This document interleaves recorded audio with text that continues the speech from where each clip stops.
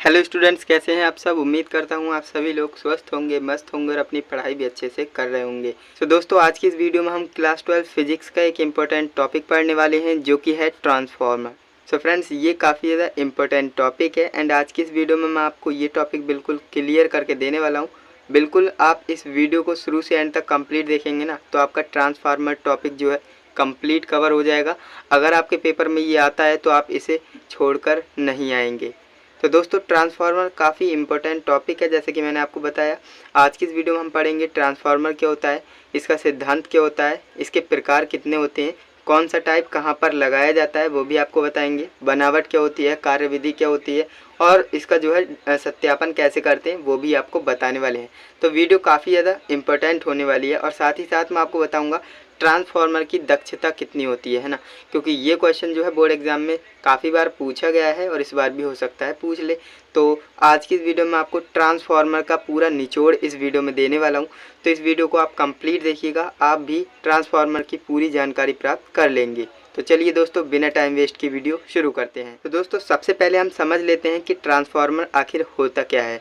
तो दोस्तों, जैसा कि आपने जो है देखा होगा, अपने गांव में देखा होगा, आपके यहाँ पर जो है ट्रांसफार्मर लगा होता है जिसकी वजह से आपकी जो है लाइट आती है आपके घर में, है ना। तो ट्रांसफार्मर होता क्या है, सबसे पहले हम परिभाषा पढ़ लेते हैं।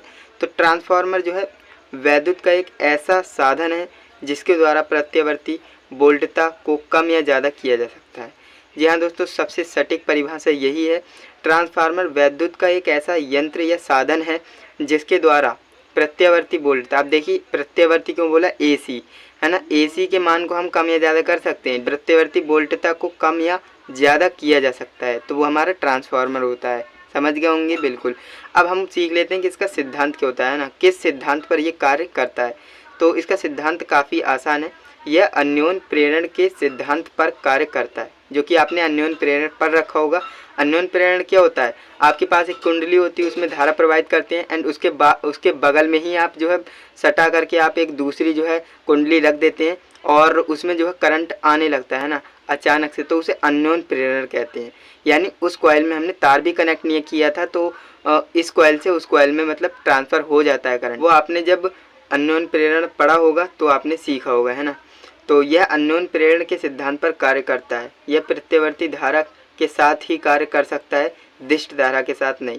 जैसे कि मैंने आपको बताया था, दिष्ट धारा के साथ ये कार्य नहीं करेगा, ये केवल और केवल प्रत्यावर्ती धारा के साथ कार्य करेगा। तो ये आप याद रखेंगे, मेन इसका सिद्धांत है। आपको पूछा जा सकता है बोर्ड एग्जाम में कि ट्रांसफार्मर किस सिद्धांत पर कार्य करता है, तो आप कहेंगे अन्योन प्रेरण के सिद्धांत पर कार्य करता है। अब हम सीख लेते हैं कि ट्रांसफार्मर के प्रकार कितने होते हैं ना, ट्रांसफार्मर कितने प्रकार के होते हैं सीख लेते हैं। कार्य के आधार पर टीएफ दो प्रकार के होते हैं ना, कार्य टीएफ बोले तो ट्रांसफार्मर, ओके। कार्य के आधार पर ट्रांसफार्मर दो प्रकार के होते हैं। अब ये जो है आधार बहुत मैटर करता है, कई आधार पर हमने जो है ट्रांसफार्मर को वर्गीकृत किया है, लेकिन आपके सिलेबस में जो है कार्य के आधार पर जो है ट्रांसफार्मर का वर्गीकरण है, तो आप पढ़ लेंगे। कार्य के आधार पर ट्रांसफार्मर दो प्रकार के होते हैं, कौन कौन से, नंबर एक ऊंचाई ट्रांसफार्मर, नंबर दो अपचाई ट्रांसफार्मर, ओके, आप याद रखेंगे। अब हम सीख लेते हैं ऊंचाई ट्रांसफार्मर क्या होता है और अपचाई ट्रांसफार्मर क्या होता है। ऊंचाई ट्रांसफार्मर क्या होता है, देखिए, यह निम्न प्रत्यावर्ती वोल्टेज को उच्च प्रत्यावर्ती वोल्टेज में बदलने का कार्य करता है। यानी इंग्लिश में समझेंगे तो काफ़ी अच्छे से समझ पाएंगे। ऊंचाई ट्रांसफार्मर को हम इंग्लिश में स्टेप अप ट्रांसफार्मर कहते हैं, ये आप याद रखेंगे। ऊंचाई ट्रांसफार्मर को हम अंग्रेजी में स्टेप अप ट्रांसफार्मर कहते हैं। यह जो है निम्न प्रत्यावर्ती वोल्टेज यानी कि लो वोल्टेज को हाई वोल्टेज में कन्वर्ट करके देता है, ओके, ये इसका काम होता है। ये मैंने क्या लिख रखा है, NS is greater than NP। So friends, इसका मतलब होता है number of turns in secondary coil, number of turns in primary coil. S for secondary, P for primary, okay, N for number of coil, है ना, number of turn, okay, sorry, number of turn. तो number of turn in secondary coil कितने होंगे, ज़्यादा होंगे, किसके comparison में, जो आपके number of turns primary coil के होते हैं उसके कंपैरिजन में, ओके। ये आपको याद रखना है क्योंकि ये पूछा जा सकता है कि ऊंचाई ट्रांसफार्मर में सेकेंडरी कॉइल के ज़्यादा टर्न्स होते हैं या फिर प्राइमरी कॉइल्स के ज़्यादा टर्न्स होते हैं, आपको याद रखना है। एंड इसके बाद जो हमारा नेक्स्ट है अपचाई ट्रांसफार्मर, इसे हम अंग्रेजी में स्टेप डाउन ट्रांसफार्मर कहते हैं, स्टेप डाउन। जैसा कि आपको नाम से ही क्लियर हो रहा है, स्टेप अप यानी अप करके देगा वोल्टेज को, है ना, बढ़ा करके देगा। निम्न प्रत्यवर्ती वोल्टेज को उच्च प्रत्यवर्ती वोल्टेज में बदलने का कार्य कौन करता है? उच्चाई ट्रांसफार्मर।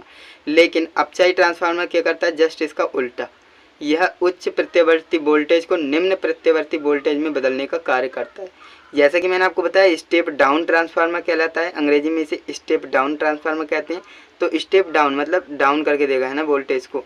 तो ये जो है हाई वोल्टेज को लो वोल्टेज में कन्वर्ट करके देता है। अब यहाँ पर भी मैंने NP is greater than NS लिख रखा है। इसका मतलब ये है कि number of turns in primary coil is greater than number of turns in secondary coil. ये आपको याद रखना है। ऐसे भी याद कर सकते हैं, जो आपकी प्राथमिक कुंडली होती है उसमें ज़्यादा नंबर ऑफ टर्न्स होंगे, यानी कॉइल के ज़्यादा कॉइल होगी। एंड जो आपका सेकेंडरी यानी द्वितीयक जो आपकी कुंडली होगी ना, उसमें कम नंबर ऑफ टर्न्स होंगे। आप याद रखेंगे। ओके, ये तो आपने अभी तक सीखा है कि ट्रांसफार्मर क्या होता है, ट्रांसफार्मर किस सिद्धांत पर कार्य करता है, ट्रांसफार्मर के कितने प्रकार होते हैं, और हर एक प्रकार को हमने अच्छे से समझ लिया है। अब यहीं पर एक क्वेश्चन आता है, जो आपके गाँवों में जो आप देखते हो, विलेजों में या फिर शहरों में जो ट्रांसफार्मर लगे होते हैं ना, वो आपके घर तक बिजली को सप्लाई करते हैं। तो अब सवाल ये मैं आपसे पूछना चाहूँगा, जो आपका ट्रांसफार्मर होता है ना, वो कितने यानी स्टेप अप होता है या स्टेप डाउन, वो आप मुझे कमेंट में कमेंट करके बताइए। ओके, देखना चाहता हूँ कि अगर इन दोनों को आपने ध्यान से पढ़ा है ना, तो आप इजीली बता सकते हो। आपके घर में जो सप्लाई आती है वो एक ट्रांसफार्मर से आती है, वो ट्रांसफार्मर हमारा स्टेप अप है या स्टेप डाउन, वो आप मुझे कमेंट करके बताएंगे। उच्चाई ट्रांसफार्मर है या अपचाई ट्रांसफार्मर है, वो कमेंट ज़रूर कीजिएगा, मैं आपके कमेंट का वेट करूँगा। ओके, सो अब हम पढ़ लेते हैं इसका डायग्राम, है ना, डायग्राम पढ़ लेते हैं, क्योंकि डायग्राम आपके बोर्ड एग्जाम में पूछा जाएगा। सो इसलिए डायग्राम को बिल्कुल अच्छे से समझेंगे। फ्रेंड्स, यहाँ पर आप देखेंगे, ये आपके पास जो है आयताकार वर्गाकार जो आपकी कुंडली होती है, ये जो है नर्म लोहे की होती है ना, प्लेटें होती हैं ना, इन्हें जो है सटाकर रखा जाता है। और इसमें जो है ये देखिए, यहाँ पर जो है 2 कॉइल्स होती हैं, ये प्राइमरी होती है, ये सेकेंडरी होती है ना। अब यहाँ पर देखिए, इसमें 2 कॉइल्स लपेटी जाती हैं। अगर होता तो मैं आपको रियल दिखाता, लेकिन आप समझने की कोशिश करिएगा। ये आपके पास ट्रांसफार्मर है, इसमें हमारी प्राथमिक कुंडली है, ये द्वितीयक कुंडली है। ओके, यहाँ पर मैंने लिख भी रखा है। ये हमारा AC वोल्टेज है, ये हमारा जो है यहाँ पर 2 पॉइंट हैं, यानी AC वोल्टेज यहाँ से देंगे प्राइमरी कॉइल को, तो सेकेंडरी कॉइल से हमें आउटपुट मिलेगा। यानी अब वो कॉइल्स पर number of turns per depend करता है ना, कि वो उच्चाई बनेगा या अपचाई, है ना। तो ये आपको याद रखना है, उच्चाई ट्रांसफार्मर में जो number of turns in secondary coil ज़्यादा होंगे, है ना, number of turns in primary coil. तो आप समझ गए होंगे, यानी कि इसमें जो है टर्न्स कम देंगे और इसमें ज़्यादा देंगे, तो वो कौन सा ट्रांसफार्मर होगा? उच्चाई ट्रांसफार्मर होगा। लेकिन अगर हम इसमें जो है ज़्यादा नंबर ऑफ टर्न्स दे दें और इसमें हम नंबर ऑफ टर्न्स कम दें, तो वो हमारा अपचाई ट्रांसफार्मर हो जाएगा, स्टेप डाउन ट्रांसफार्मर हो जाएगा। तो आप याद रखेंगे, काफ़ी आसान डायग्राम है, ये आपको बना देना है। अगर आपके बोर्ड एग्जाम में आ जाता है तो डायग्राम ज़रूर बनाइएगा, मैं बार बार इसलिए कहता हूँ, है ना। अब देखिए, यहाँ पर हम आते हैं नेक्स्ट जो हमारा टॉपिक है, जो कि है बनावट, है ना। बनावट तो हमने यहाँ पर जो समझ लिया, अब इसे थ्योरी में भी लिख देंगे तो काफ़ी अच्छी बात है ना। थ्योरी में हम कैसे लिखेंगे, तो यहाँ पर आप देखिए, बनावट में लिखेंगे, इसमें नर्म लोहे की पत्तियों को एक के ऊपर एक रख कर, है ना, जैसे कि मैंने आपको बताया था, इसमें जो है नर्म लोहे की पत्तियाँ होती हैं, उनको एक के ऊपर एक रख दिया जाता है आयताकार पटलित क्रोड बनाते हुए, है ना, तथा तांबे के तार को लपेटकर 2 अलग अलग कुंडलियां बनाते हैं। प्राथमिक कुंडली को प्रत्यवर्ती वोल्टता के स्रोत से जोड़ दिया जाता है। जैसे कि मैंने आपको बताया था, हमेशा प्राथमिक कुंडली को ही प्रत्यवर्ती वोल्टता के साथ जोड़ेंगे, इसलिए यहाँ पर प्रत्यवर्ती का साइन बना रखा है। ओके, और सेकेंडरी से तो हमें आउटपुट मिलेगा ही। सो आप समझ सकते हैं, वो ज़्यादा मिलेगा या कम, वो मैंने बता दिया, number of turns per depend करता है। अब ये तो हमने सीख लिया बनावट भी, है ना, डायग्राम को समझ लिया, साथ में बनावट को भी हमने समझ लिया। अब हम सीखेंगे कि कार्यविधि, है ना, इसका मैकेनिज्म क्या है, तो वो हम समझ लेते हैं। तो यहाँ पर आप देखिए, जब प्राथमिक कुंडली को एक AC स्रोत से जोड़ा जाता है, तो प्राथमिक कुंडली के चुंबकीय फ्लक्स के मान में परिवर्तन होता है, जिसके कारण द्वितीय कुंडली में एक विद्युत वाहक बल उत्पन्न हो जाता है, जिसके कारण द्वितीय कुंडली में एक प्रेरित धारा बहने लगती है। काफ़ी आसान और काफ़ी सटीक जो है ये कार्यविधि है, इसे आप याद करिएगा, और याद करने की ज़रूरत भी नहीं है, आप समझ गए होंगे।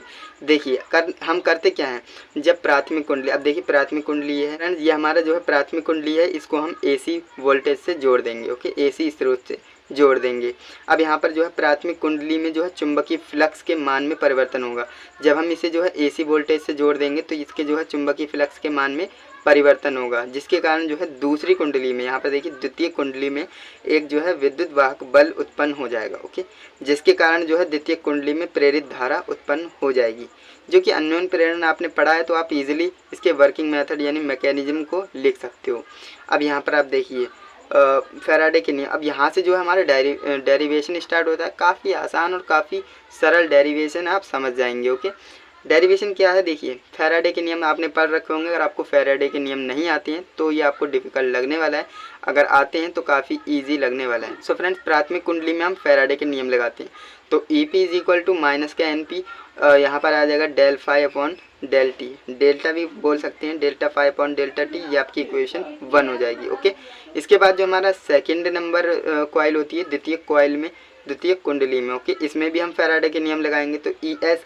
अब यहाँ पर ई पी और ई एस लिखने का मतलब सिर्फ यही है ताकि हमें पता लग सके कि हमारी प्राइमरी कॉइल की बात हो रही है या फिर सेकेंडरी की, है ना। वैसे फैराडे का नियम होता है e is equal to n और ये del phi upon del t, ये होता है ना। अब यहाँ पर देखिए द्वितीय कुंडली में हम लगाते हैं फैराडे का नियम, तो e s, s for secondary, है ना। E s is equal to minus का एन एच और del phi upon del t, ये हमारी इक्वेशन नंबर सेकेंड हो जाएगी। अब यहाँ पर देखिए समीकरण 1 को समीकरण 2 से भाग देने पर, है ना। अब समीकरण 1 को हम समीकरण 2 से भाग दे देंगे, डिवाइड कर देंगे और कुछ भी नहीं है ना। तो चलिए नेक्स्ट पेज पर चलते हैं, देखते हैं नेक्स्ट स्टेप को। सो फ्रेंड्स, नेक्स्ट स्टेप मैंने आपको बताया था, आपको कुछ भी नहीं करना है, सिंपली आपको समीकरण 1 को समीकरण 2 से डिवाइड करना है, भाग करना है ना। तो देखिए भाग करने पर होगा क्या, e s upon e p upon e s is equal to minus का एन पी अपॉन माइनस का एन एस हो जाएगा, del phi upon del t, del phi upon del t, ये तो था ही। इक्वेशन 1 को हम इक्वेशन 2 से डिवाइड कर रहे हैं और कुछ भी नहीं कर रहे हैं, है ना। अब जो काटने का है उसे काट देते हैं। देखिए ये पूरा का पूरा कैंसिल आउट हो जाएगा, माइनस से माइनस कैंसिल आउट हो जाएगा, बचेगा क्या, e p upon e s is equal to n p upon n s, ये हमारा बचेगा। और यही हमारा जो है ट्रांसफार्मर का एक फॉर्मूला होता है, छोटा सा प्यारा सा फॉर्मूला होता है ट्रांसफार्मर का, है ना। E p upon e s is equal to n p upon n s, ये हमें क्या बताना चाहता है उसके ऊपर बात करते हैं। देखिए ई हमारा वैद्युत वाहक बल है और एन हमारा नंबर ऑफ टर्न्स है ना, और ये पी हमारा क्या है प्राइमरी और एस क्या है सेकेंडरी। तो आप समझ गए होंगे वैद्युत वाहक बल प्राथमिक कुंडली में है ना, तो वो बराबर होगा n p upon n s. यानी यहाँ पर आप समझने की कोशिश करिए, electromotive force of primary coil, electromotive force of secondary coil is equal to number of turns in primary coil and upon में आ जाएगा number of turn in secondary coil. तो आप समझ गए होंगे, इसे समझाने की ज़्यादा ज़रूरत है नहीं, आपको पहले भी मैंने बता दिया है ना। अब यहाँ पर देखिए एक इम्पोर्टेंट नोट आ जाता है, नोट काफ़ी इम्पोर्टेंट है, निवेशी शक्ति बराबर निर्गत शक्ति फॉर आइडियल टीएफ, टीएफ बोले तो ट्रांसफार्मर, है ना। जो आपका आइडियल ट्रांसफार्मर होता है ना, आइडियल ट्रांसफार्मर, उसमें जो है निवेशी शक्ति बराबर होती है निर्गत शक्ति के। यानी आइडियल ट्रांसफार्मर यानी जो आपका आदर्श ट्रांसफार्मर होता है ना, उसमें निवेशी शक्ति बराबर होती है निर्गत शक्ति के। तो ये आप याद रखेंगे, यानी पी पी बराबर पी एस, पी पी बराबर पी एस। ओके, ये आपको याद रखना है। एंड यहाँ पर देखेंगे तो v i p is equal to v s into i s, है ना। तो देखिए i p upon i s is equal to v s upon v p. And friends, जैसा कि मैंने आपको बताया था, मैं आपको जो है ट्रांसफार्मर की दक्षता भी बताने वाला हूँ। तो ट्रांसफार्मर की दक्षता क्या होती है वो हम सीख लेते हैं। तो ट्रांसफार्मर की दक्षता, है ना, तो देखिए ट्रांसफार्मर की दक्षता क्या होती है, दक्षता को नीटा से हम प्रदर्शित करते हैं, नीटा ईटा इसे बोला जाता है, तो आप याद रखेंगे। ओके, निर्गत शक्ति बटे निवेशी शक्ति इंटू 100, ये हमारा जो है फॉर्मूला होता है ट्रांसफार्मर की दक्षता निकालने का। अब देखिए निवेशी शक्ति बराबर निर्गत शक्ति अगर बराबर हो जाए, जैसे कि मैंने आपको बताया था आइडियल ट्रांसफार्मर में ऐसा होता है, निवेशी शक्ति बराबर निर्गत शक्ति, तो एक हो जाएगा ये 100, यानी उसकी 100% दक्षता होगी। जी हाँ दोस्तों, 100% दक्षता होगी, जो कि ज़्यादातर पॉसिबल नहीं होता है ना। नीटा is equal to P S upon P P into 100, ये हमारा फॉर्मूला होता है किसका, ट्रांसफार्मर की दक्षता को ज्ञात करने का, एफिशिएंसी ऑफ ट्रांसफार्मर। ओके, तो आप समझ गए होंगे। इस तरह से आज की इस वीडियो में हमने क्या क्या कंप्लीट किया है। देखिए ट्रांसफार्मर के बारे में पढ़ा हमने सबसे पहले, और सिद्धांत के बारे में पढ़ा, प्रकार के बारे में पढ़ा, और ऊंचाई अपचाई ट्रांसफार्मर के बारे में पढ़ा बिल्कुल डीपली। इसके बाद हमने डायग्राम के बारे में पढ़ा, बनावट सीखी, और इसके बाद कार्यविधि पर आए। इसके बाद हमने जो है डेरिवेशन भी कंप्लीट कर लिया। एंड इसके बाद हमारा जो निवेशी शक्ति, जो कि दक्षता के बारे में मैं बताना चाहता था, जो कि मैंने आपको बता दिया। तो इस तरह से जो हमारा ट्रांसफार्मर वाला टॉपिक कंप्लीट हो जाता है। सो फ्रेंड्स, अगर अब आपके पेपर में ट्रांसफार्मर से रिलेटेड कोई भी क्वेश्चन आएगा ना, तो उसे आप 100% अटैम्प्ट करोगे, उसे कभी छोड़ोगे नहीं, है ना। तो ये मैं 100% कह सकता हूँ, क्योंकि मैंने जिस तरह से एक्सप्लेन किया है आपको समझ में आ गया होगा। तो दोस्तों वीडियो कैसी लगी कमेंट में बताइएगा। वीडियो अच्छी लगी है तो वीडियो को लाइक कीजिएगा। एंड अगर आपको इसके नोट्स चाहिए तो टेलीग्राम को ज्वाइन कर लीजिए। टेलीग्राम चैनल पर मैं आपको इसके नोट्स प्रोवाइड करा दूंगा। एंड वीडियो अच्छी लगी तो लाइक करके चैनल को भी सब्सक्राइब कर लेना, जिससे कि आने वाली वीडियोस की नोटिफिकेशन आपको टाइम टू टाइम मिलती रहे। तो चलिए दोस्तों, आज के लिए बस इतना ही। मिलते हैं नेक्स्ट इंटरेस्टिंग इन्फॉर्मेटिव वीडियो के साथ। तब तक के लिए जय हिंद, वंदे मातरम।